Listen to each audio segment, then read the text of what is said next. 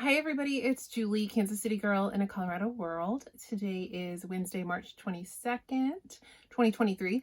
You'll be seeing this Thursday, March 23rd, because I have to leave my videos to upload overnight these days because they take forever. A lot of people have told me, like a lot of people who film videos have told me that they've had trouble with uploads lately, just with them YouTube taking forever to upload a video. Anyway, this is Flosstube number 107, and I have 5 finishes. I have 5 finishes to show you since my last video. I don't think any of these were planned either. So anyway, I've got a lot to show you. I've got a couple of whips, but mostly just finishing things. So let's just jump into it. So the first thing I finished, the new issue of Punch Needle and Primitive Stitcher magazine came out for the spring 2023 issue. And I took a look and there was one pattern that immediately caught my eye. Well, there's several patterns I want to stitch from that issue, but there was one that caught my eye right away. And I have a couple of friends and I have talked about how we need to make a point to actually stitch things from that magazine, because we all agreed we love a lot of the patterns and then we just never get around to stitching them. So what we've been trying to do is when the new issue comes out to pick one and kind of super casual group stitch along, if whoever feels like stitching it. And it doesn't always happen, but sometimes we actually do get some things finished. So anyway, it was funny because the issue came out and we all agreed this was our favorite pattern out of the issue. So this is Lucy Beam, which is Becky Nolan is the designer, but the design company is Lucy Beam. And this is called Friends Are Flowers.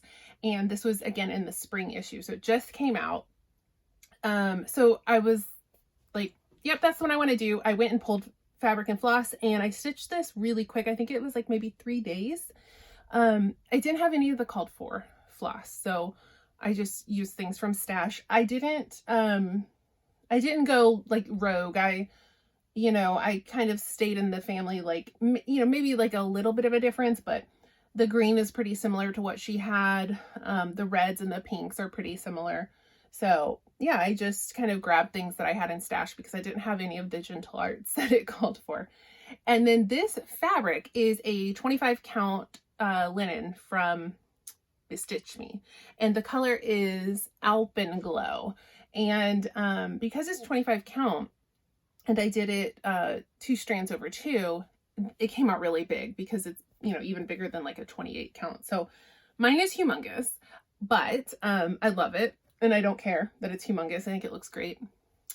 And I'm going to finish this as a pillow. So I even ironed on the interfacing and I have a backing fabric picked, but I ran out of interfacing. So once I get more interfacing, I'll get the backing ironed and then hopefully get this actually assembled. I don't have a sewing machine, so I have to hand sew it. And I don't mind hand sewing small pillows, but with one this big, as I'm thinking about it, maybe I won't be hand sewing this. I might just have to wait till I have access to a sewing machine again. But I love it. It's adorable. Oh, I did add these 3 ceramic buttons here. These are not part of the pattern. I don't know if you can tell. I actually sewed those on. So these were ceramic buttons that I got when I was in the UK. I believe I got these at the Bodleian in Oxford, at least a couple. I bought ceramic. I think I bought some. Actually, I'm pretty sure I bought some at Victoria and Albert Museum in London, and then I bought some at the Bodleian. So I think this is a mix of both. These were really fun little souvenirs to get at museum gift shops. They were pretty common there. I don't know about museums here. I haven't been to one here in a while.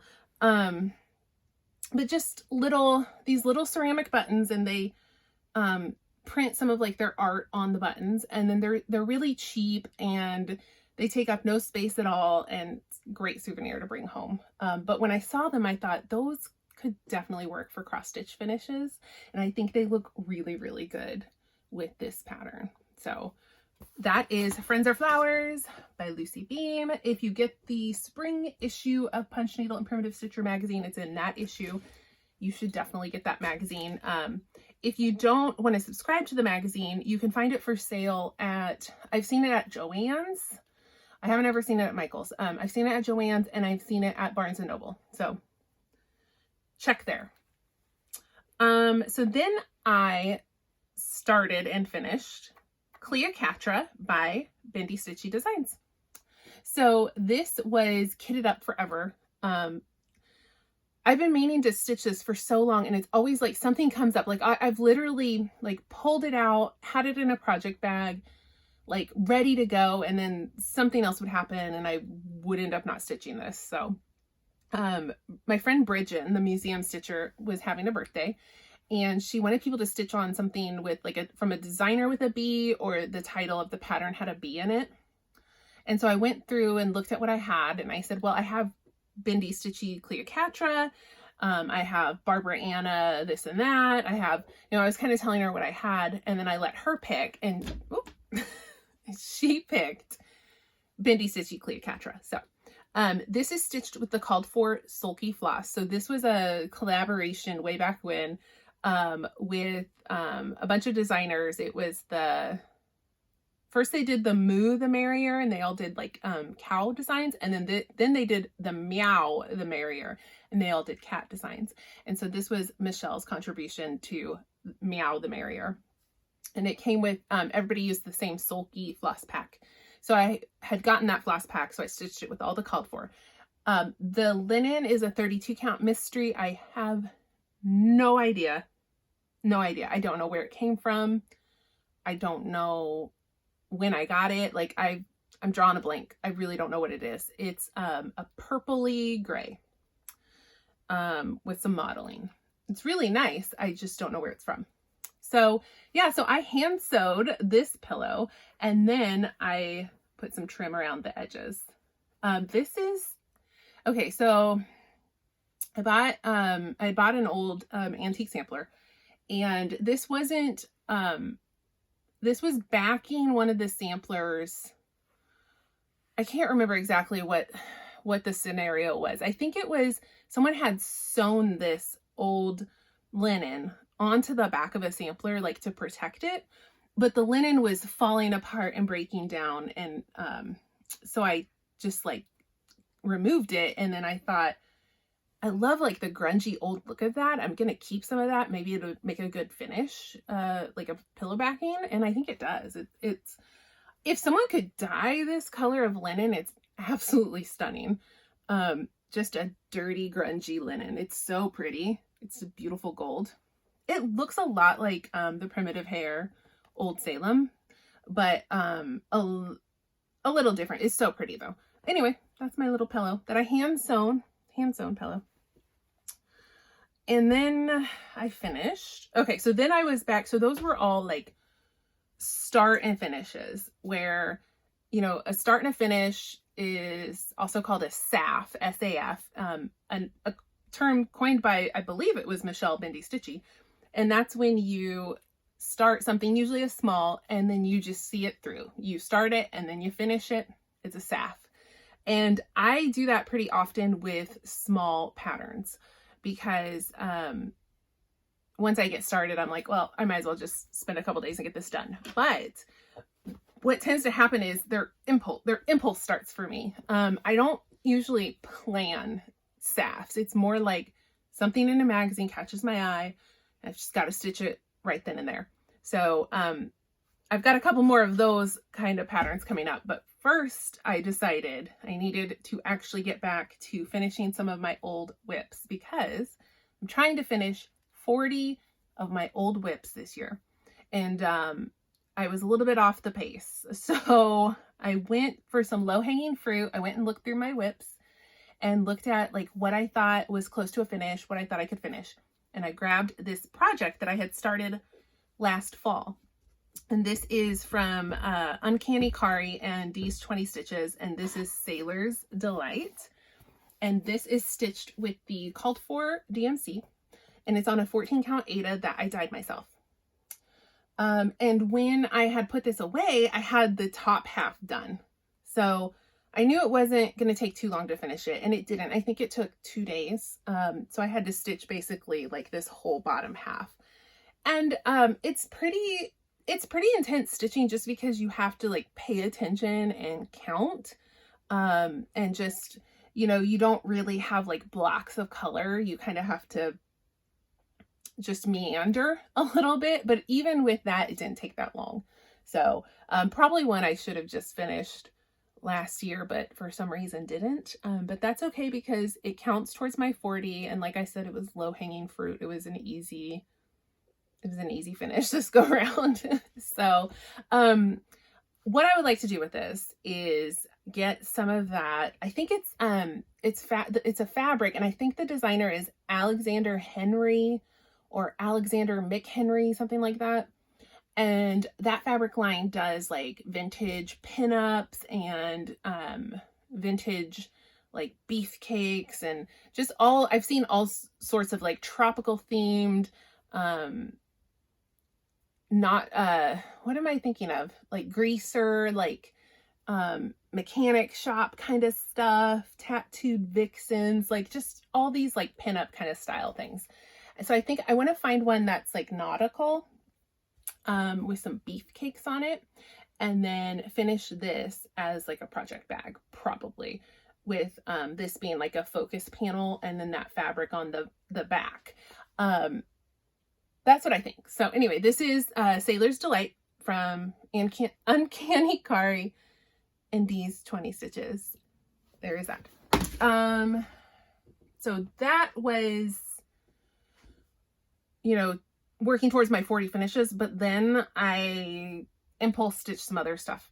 So I'd been wanting to stitch my own tea time stitch along pattern. So my last video, I showed my new pattern, which was called Time to Spill, and it was part of the collaboration with X Stitch the Rainbow and Treenway Silks, where 25 designers came together and stitched a pattern with a tea theme, and used the same 4 silks from Treenway, and we all created like our own spin on that.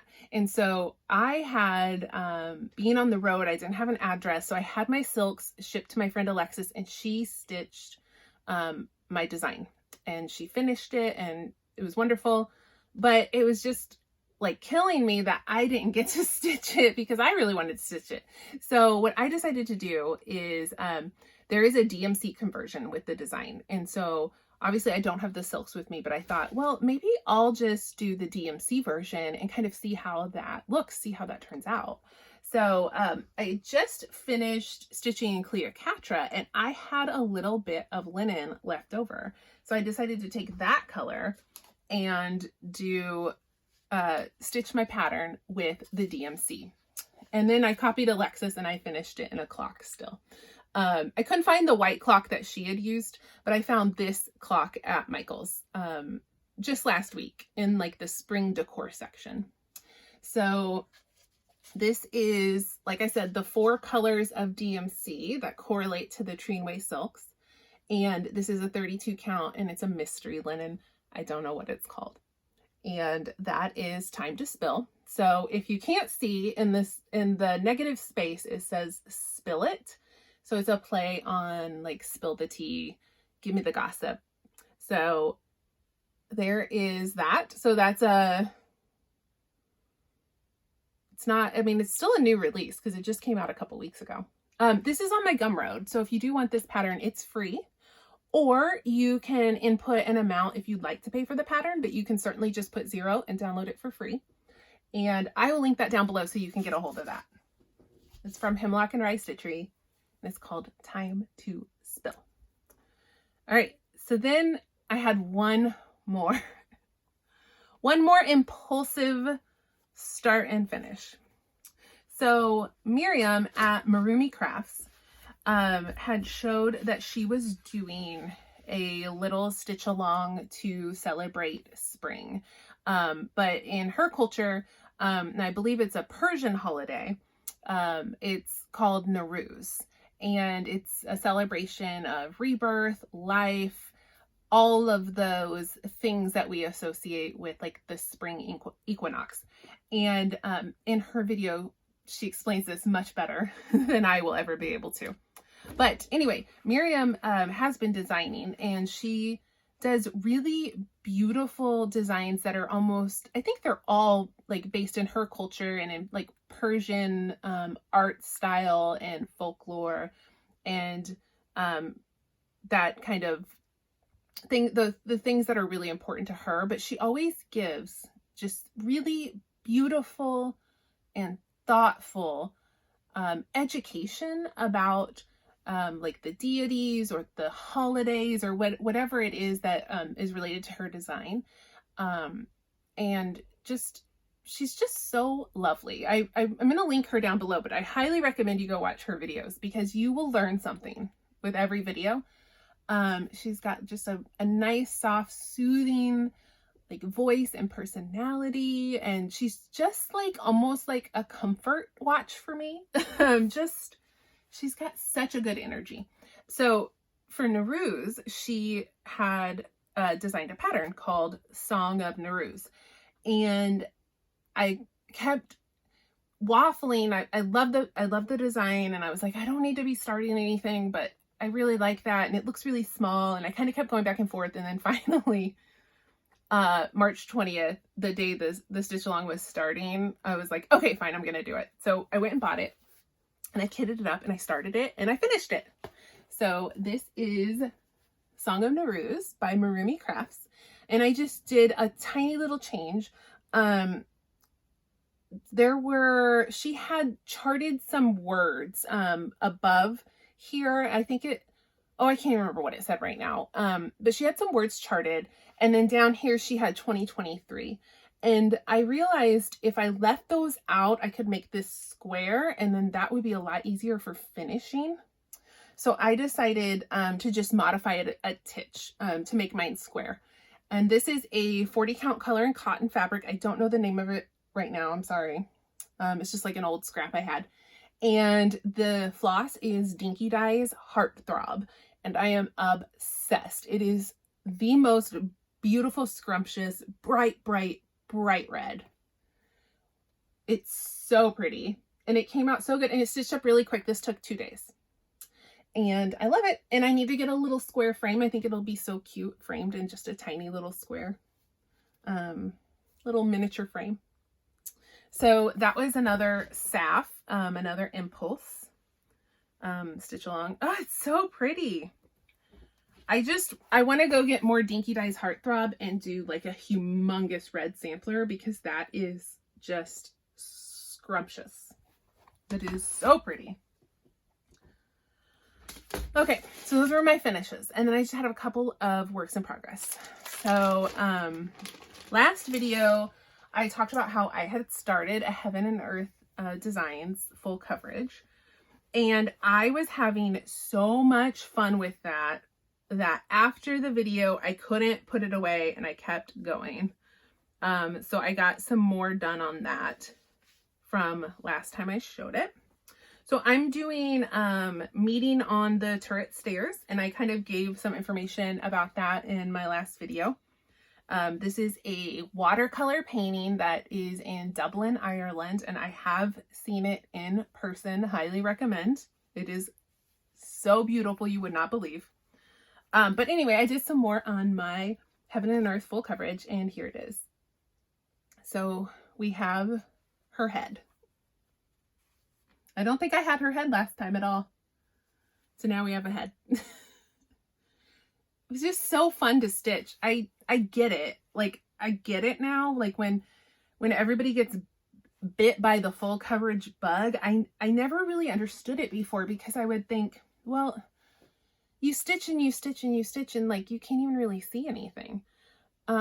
Like, how is that so exciting? But it is, and I don't know why. It's just so satisfying, even though you're like not getting anywhere, but you are. But I think what it is just like knowing that the end is not immediately in sight, knowing that this is a long haul project, it kind of takes some pressure off. and you can just sit and just enjoy the stitching. I think that's, for me, I think that's the appeal, because a lot of times when you're stitching, you're like, am I almost done? How close am I to being done? How much longer do I have before I'm done? What am I going to do with this when I'm done? And, you know, you're just kind of always thinking about like that finish. And when you're doing a project like this and you're just, the finish is probably years away, not always, but probably, you can just take that pressure off of your shoulders and just stitch it to stitch it. And it's just very satisfying. So there's that. So, oh, I think I mentioned last video that I started this because I was peer pressured by some friends. But this was specifically for Marjorie Made Stitches, and I'll link this below. She wanted to start a full coverage, and I think it was on March 1st that we started. She wanted to start a full coverage, and what I forgot to say last video was she had a hashtag for it, and it was RIP my whips. Basically, like, I'm going to start this big full coverage piece that I'm never going to finish and neglect my whips. So rest in peace, whips. So if you want to join a full cover, if you want to stitch on a full coverage or join in, you can use that. Excuse me. I had a LaCroix before I started filming. You can, anyway, use that hashtag, RIP my whips.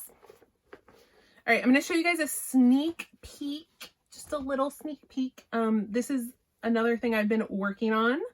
This is my next reproduction sampler, and I don't have very much on it at all. I just have a really little start, but I figure it's my design. I can show it if I want to. So this is, that was my needle minder that just went flying. So this is my next reproduction sampler, and this is Flannel Flower from Fox and Rabbit, and I'm stitching this with some DMC, and I've got, that's like the top half. This is the halfway point. So I'm just working on some alphabets right now.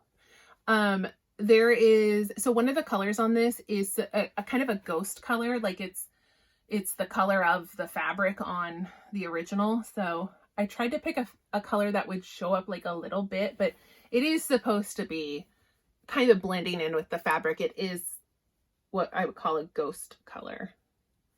But I'm very happy with how this is looking.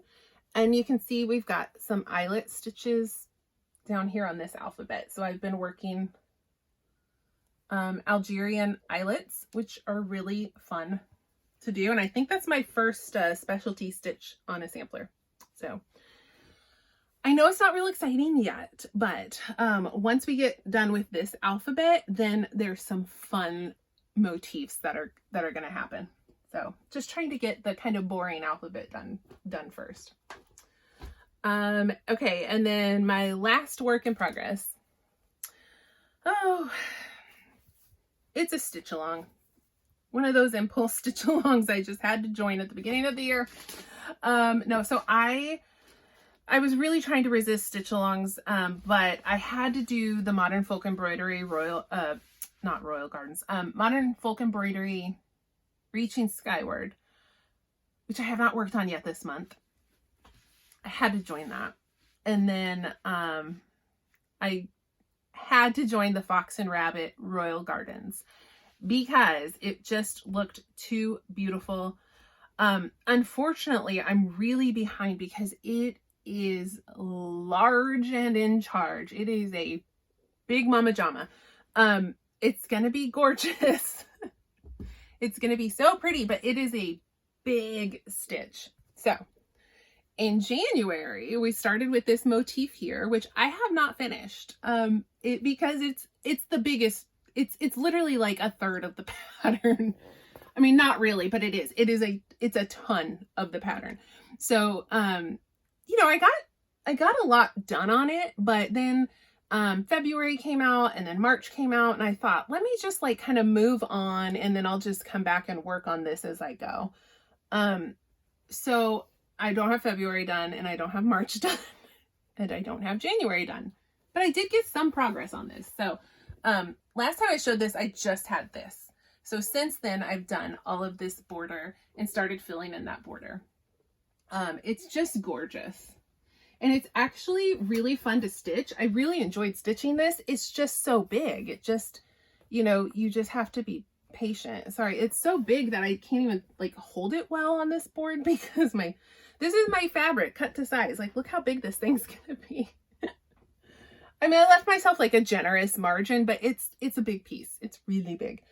So I'm using a Karen Water Lilies. And I think the color is called Meadow. And what I had been doing was fussy cutting it to have the green and the pink and the blue separate. But over here on the border, I didn't fussy cut it. And so you can see how it stitches up when you just stitch it as it comes off the skein. And it looks really, really cool. So I think I'm going to play with some of the motifs I'll do like in one of these solid colors. And then some I'll probably do as the blend. But the whole border will be done with the blended.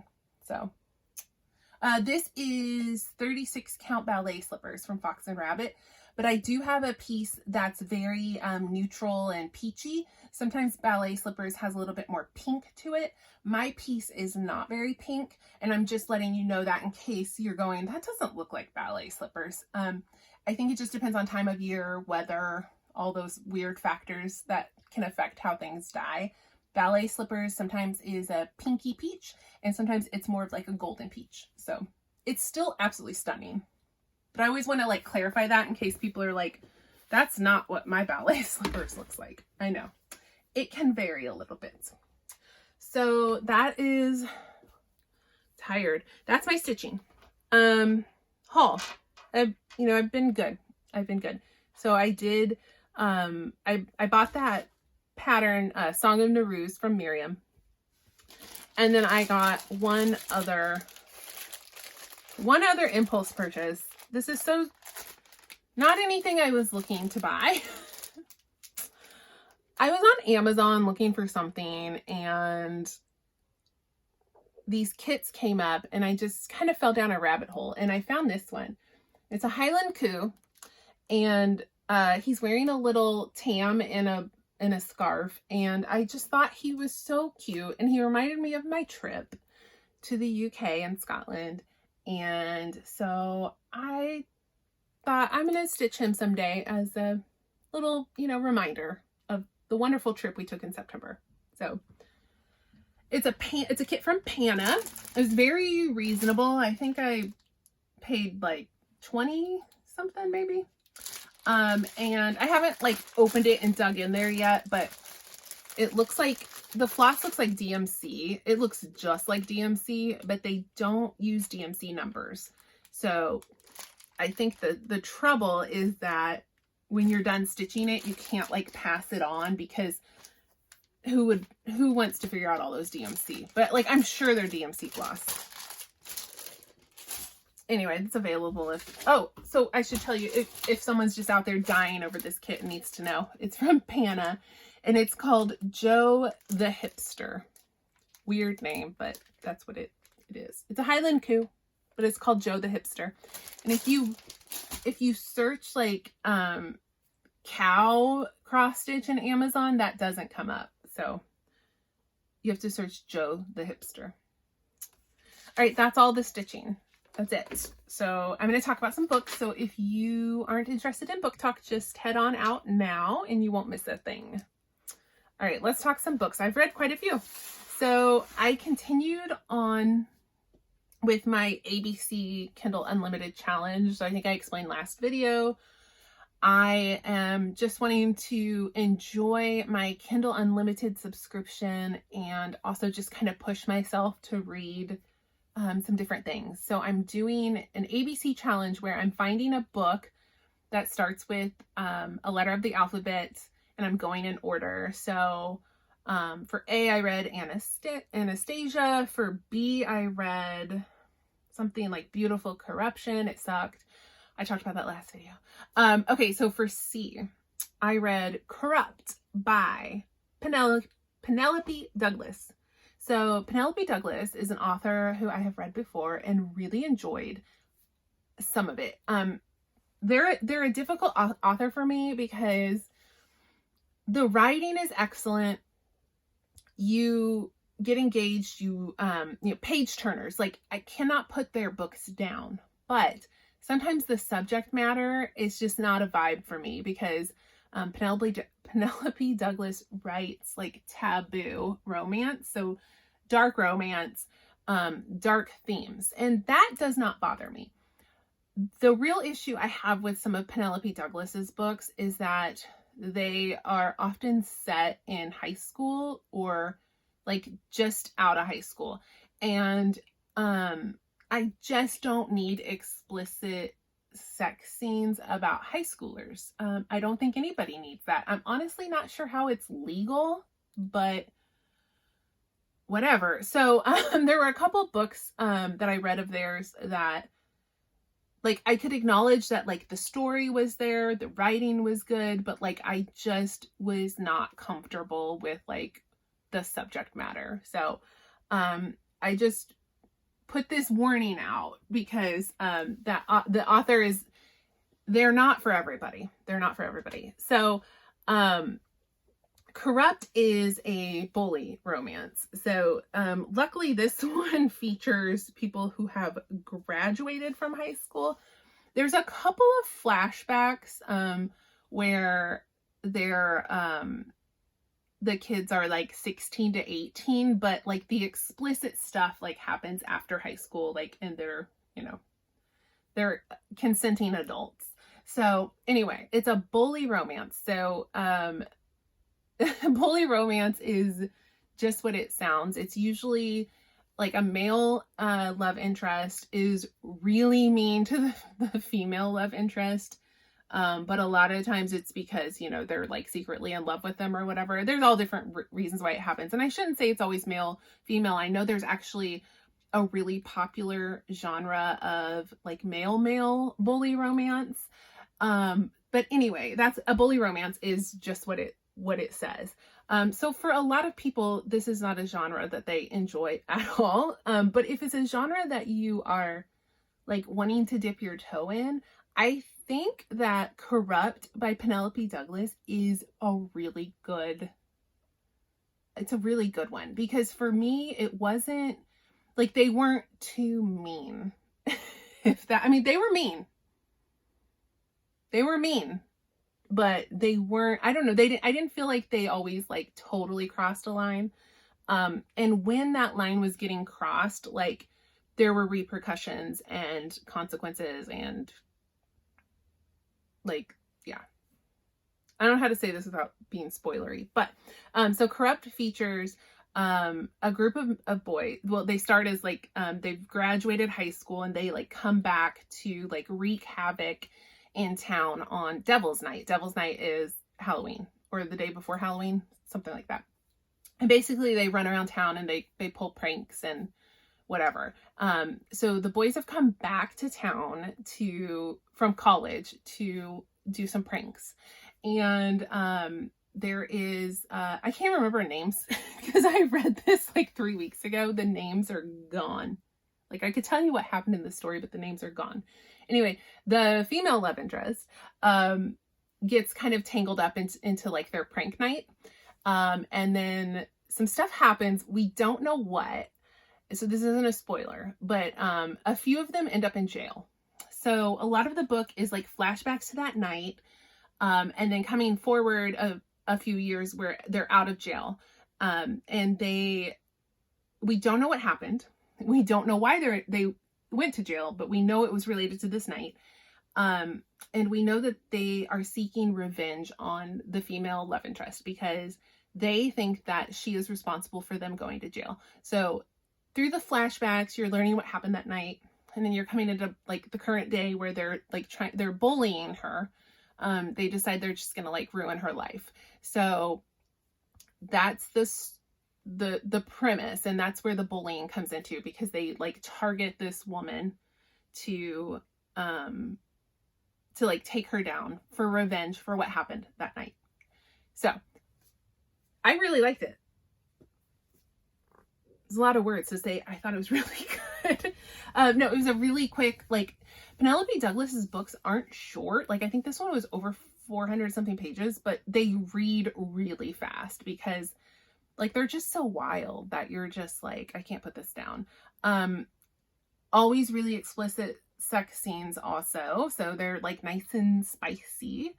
And there were some scenes in this book that, like, I think there was one where I had to put my book down and like scream for a minute because I was like, wow, I can't believe this is really happening. If you've read the book, you probably know. So yeah, that was really good. So that was my C in the Kindle ABC challenge. So then I finally succumbed and I read Daisy Jones and the Six by Taylor Jenkins Reid because this show was coming out on Amazon Prime and I thought, okay, I should probably finally read the book before I watch this show. So this was a book that I have heard about for years and I have only ever heard rave reviews. People love this book and I just never got around to reading it, and it wasn't because I had anything against it. I felt like I would enjoy it. I don't know. I just never got around to it. And I can get like that sometimes when like something's really popular and everybody's reading it and everybody's talking about it. I can get kind of like a little anti-establishment and be like, I don't know. Is it that good? Do I really want to read it? But I knew it was probably really good. I don't know. So whatever. All that to say, I finally broke down and read it. So Daisy Jones and the Six is a smash hit book that is now an Amazon miniseries. But it features, so it's like an oral history of a band in the 60s. And the format of the book is like an interview. It's like, it feels, as you're reading it, it feels like you're watching like a VH1 documentary about a band. I don't know if you all remember, but like in the late 90s and like early 2000s, like VH1 used to have really good band documentaries. So it just feels like that because it's interview style. So you're hearing these accounts from members of the band, like they're giving an interview. And so it's just like makes it so readable. It's just like it's short anyway, but you just like keep turning the pages. So it was a rock band in the 60s, late 60s. So everybody was on drugs, everybody was drinking too much, everybody was like sleeping around and just partying and excess. And it's about how the band came together and then how the band imploded and broke up. And so Daisy Jones was a singer who was like brought in to help the band.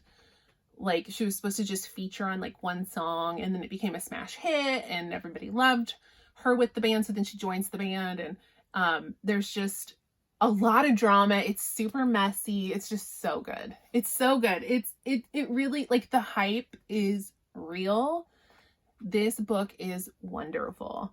I've heard the audiobook is incredible. I will do the audiobook probably someday, like on a reread.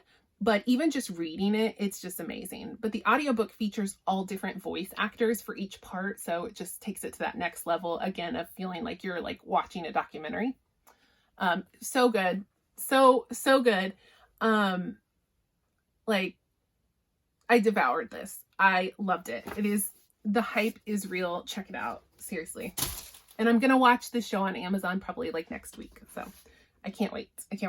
So, okay. So then continuing my ABC challenge, I moved on to the letter D and I read A Deal with the Devil by Elizabeth O'Rourke. This was a new author to me, but an author I've heard quite often. I've heard people they really like her other book, Waking Olivia, which I really want to read. She has a few other books that people talk about, and I hadn't really heard many people talk about this one, A Deal with the Devil, which is a series that has a few other books. But I did hear one booktuber who recommended this and said she really, really liked it. So I was like, perfect, that'll be my D.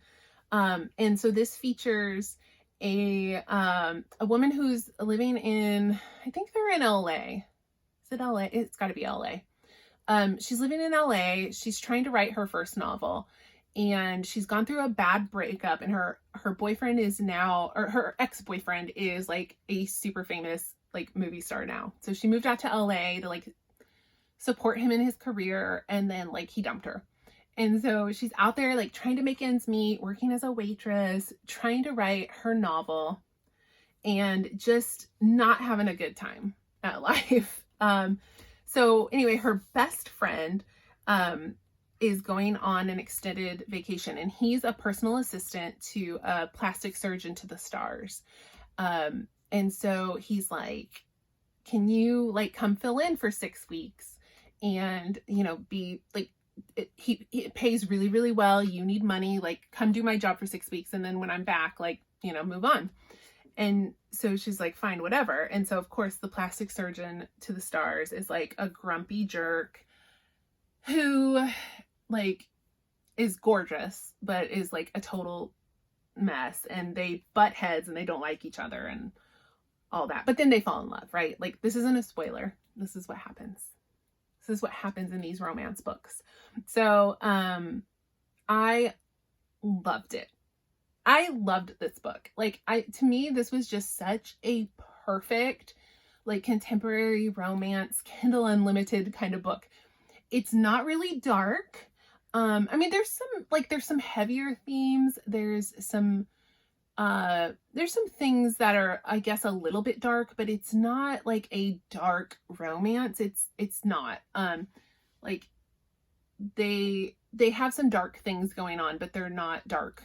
It's not a dark romance. So like there's no bullying or anything like that. It's funny, witty. I really love like witty, snappy banter between the two love interests, and this has that for sure. And just, it had a lot of heart to it. And like I said, it was funny, it was smart, just like compulsively readable. So I thought, I mean, it was literally like, I have no notes. Like I have no complaints. I would not change a thing. And I am really excited to read more from Elizabeth O'Rourke, who I have heard really good things about. But now that I know, I've read something and it was really great, like I want to read more for sure. So I loved it. I'm currently reading my E, so I'm not going to talk about E because I'm not done yet. Okay, so then I reread Gideon the Ninth by Tamsin Muir. This is a series that is so hard to explain. Oh my God. It's sci-fi, but it's really uncategorizable. So this series now has 3 books out. So there's Gideon the Ninth, Hero the Ninth, and Nona the Ninth. I think it's Nona the Ninth. Something Nona. Anyway, so I've read the first 2 and I'm ready to read the 3rd. But I thought I'd do the reread because these books are deep. There's a lot going on. So the tagline for Gideon the Ninth is lesbian necromancers in space. And that's sort of right, kind of. But anyway, it is a huge sci-fi epic story, basically. I can't even begin to describe without taking about 30 minutes. And I really don't want to do that. But it is so smart and so like just a strap in, and it's like a wild ride. And I loved it the first time I read it, and then I reread it with listening to it on Audible, and I had forgotten how hilarious Gideon, the main character, is. She is so funny. So I was listening to this book as I would like go on long walks with Arlo, and I would just be like cracking up on like walking down the sidewalk because she's so funny. But yeah, it held up. It's still really good. I do recommend this series, but it's really hard to describe. So next I'll be rereading Hero the Ninth, and then I will read Nona. I would love to say more, but we'll be here forever if I do. So I'm just going to stop there.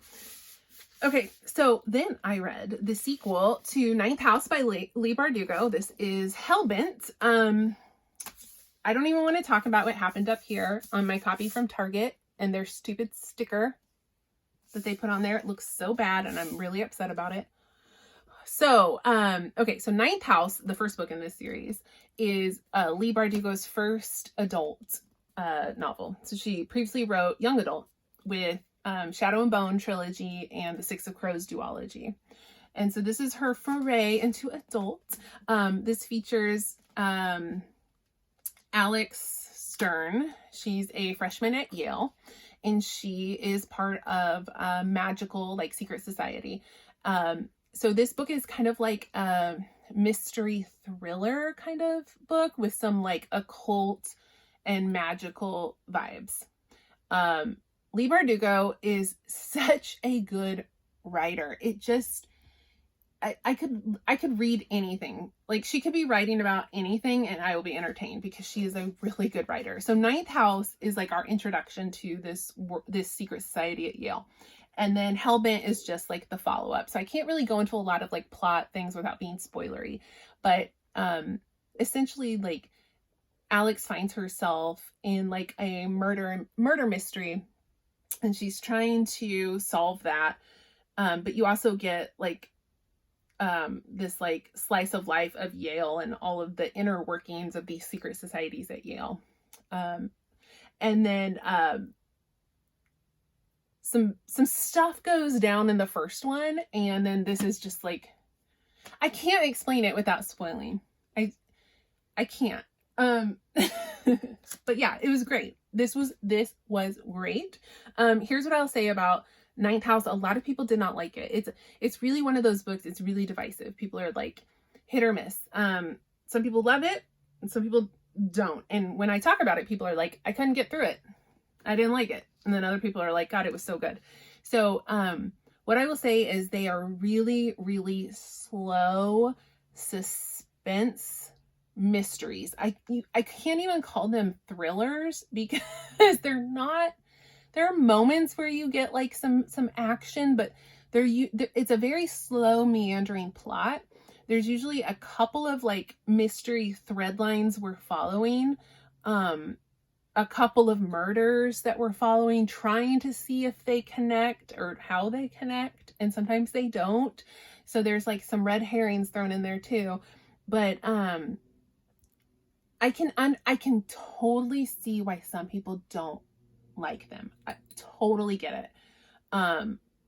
They are slow burn, like that's what I would say. They're slow burn suspense novels, and that's not going to be everybody's cup of tea. So I think a lot of people, when they complain about this, it's just they were bored. I wasn't bored because I was invested in the characters, and because Leigh Bardugo is such a phenomenal writer that I'm entertained. But I do understand why they can be tough for some people. So if you've tried Ninth House and you didn't like it, this book is not any different in that, I mean, it's completely different, but like the style is the same. We're slowly like piecing together little plot threads and kind of getting towards a conclusion, but then you don't really get the conclusion. So this is what happened in Ninth House, and then this happens in this book as well. You get a little bit of satisfaction at solving the mystery and some things happening, but you don't get like a full satisfactory conclusion. So keep that in mind. If you didn't like Ninth House, you're not going to like Hellbent either. I thought it was fantastic. So there. All right. So then I read The Spanish Love Deception by Elena Armas. I've had this book forever, like 2 years ago when everybody was talking about this book. Maybe it wasn't that long ago, but it feels like it was. I bought it. I downloaded it. I've had it for ages. I've just never gotten around to reading it. When I bought it, I was just hearing over and over how wonderful it was. And then like over the last year, I've just heard like a lot of people don't like it. And I've heard more like negative reviews of it. So that kind of put me off from like finally getting into it and reading it.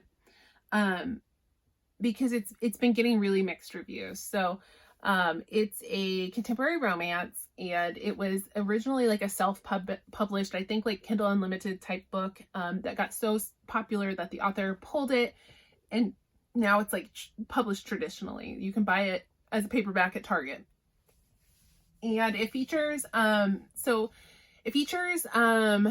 woman named Lena. She's from Spain. She's moved to the US after a bad breakup, and like gotten a really good job at a New York City like engineering firm, and she's trying to kind of just like prove herself in America, and all of her family's back home, and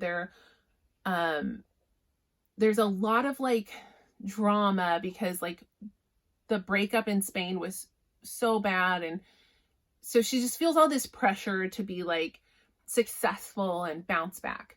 But as it turns out, like she hasn't dated since the breakup, and she is feeling like a big failure. It's time for her to go home for her sister's wedding, and she's like just mortified at the idea of going home without like a date. So she has a rival at work, Aaron Blackford, and he is, of course, he's like gorgeous, but they hate each other, right? They like butt heads, they compete. It's very much, people say this reminds them of like The Hating Game by Sally Thorne. And it's a little bit like that. So they don't get along, and they butt heads, and they're rivals. But he says like, I'll go back with you and I'll be your date. And so she doesn't want to, but this and that happens, and she ends up like being like, fine. So she takes him back to Spain to be her date. Well, I don't think this is a spoiler. As you can guess, they fall in love. Oh, it's really cute. So like, turns out he secretly loved her this whole time. She really didn't. She really did hate him. But she does come around. So I thought it was adorable, and I'm not sure why people don't like it, honestly. Like a lot of times if people don't like something, I'm like, I get it. I could see it. I'm not sure why people really didn't like this one. I thought it was really cute. I guess one thing I could see is like the Catalina, the main character, she can get a little bit like manic energy. And I think I've heard like people complain that she acts a little bit too juvenile, but I don't know that I agree with that. She's a little flighty. And she's got like a really like kind of quirky personality, but she didn't bother me. I thought she was cute. I really enjoyed it. I thought it was really well done, and I'm glad I read it, and I was honestly surprised I liked it so much, because I thought I wouldn't like it as much, because I kept hearing like that people hated it. So not only did I not hate it, I actually loved it quite a lot. I thought it was really good. And I can see why it was so successful and got like a traditional publishing deal. So, all right, last book to talk about. I feel like I've been talking about books for my whole life today. Icebreaker by Hannah Grace. This is another one that I bought because I kept hearing about it. And it was at Target, and I was like, okay, fine. Actually, it was at Target where books are already like 20 to 30% off. And then that week they were doing another 20% off. So, you know, this $18 book was like $13, but then I got 20% off. So I paid like $11 maybe. I don't know. It was a pretty good deal. So this is a hockey player and a figure skater. So they are in college, and they're on their respective teams. An incident happens at the ice rink, and at one of the ice rinks, and so then they have to share the second ice rink, and so the hockey players are having to share with the figure skaters, and the captain of the hockey team and this Anastasia, the figure skater, end up kind of having this like rival thing going on. So this one also has like the witty banter and the people who don't really like each other who fall in love again. This was cute. I didn't love it. Like it was good. Like I would probably give it like 3.5 stars. Parts of it I really liked. Parts of it were so cringy and eye rolling. Like I couldn't handle it. Like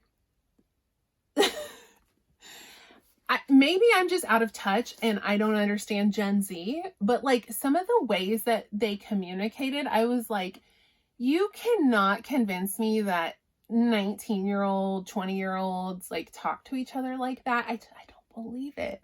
I don't believe it, but maybe I am naive about it. But like, there was a lot of like, between the friend groups, like the guys on the hockey team would have these really deep, thoughtful, like discussions, and you're just like, that is beautiful. We'd love to see it. But then like part of you is like, would this really happen? Like, would they really talk to each other like that? I don't know. I'm not sure. There's just some weird stuff. Like, a lot of people are like hooking up friends with benefits, like, which is fine. But the way, like, nobody gets jealous, nobody like miscommunicates. And I'm like, we love to see it, but is it realistic? I'm just not sure.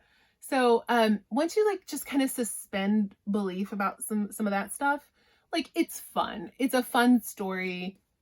It's got some spice. It's a cute little cover, but it is spicy. It has some spicy stuff in there. I thought it was fine. It's not an all-time fave. I don't know that I would even reread it, but it was perfectly fine. It was cute. I hated the epilogue. It was literally the dumbest epilogue I've ever read in my life, and I knocked off half a star just because the epilogue was so bad. So that, you know, it was like 4 pages or whatever. It wasn't even a long epilogue. It was so horrible that I reduced my rating of this book. That's how bad it was. They could have just not done it. It was so dumb. It was so stupid. So yeah, this is like fine. I mean, like, if it has interested you, like, go ahead and get it, pick it up, read it. It's fine. But it's not like, I think the hype is a little overblown on this one. Like, maybe a lot overblown on this one. But it was pretty good. It was pretty good. All right, that's all I read. That's all I read. Okay, that's all I've got. I'm gonna stop holding you guys hostage now. Although Bridget did tell me that she could listen to me talk about books forever. So, Bridget, you're welcome. All right, I'll see you guys next time. Bye.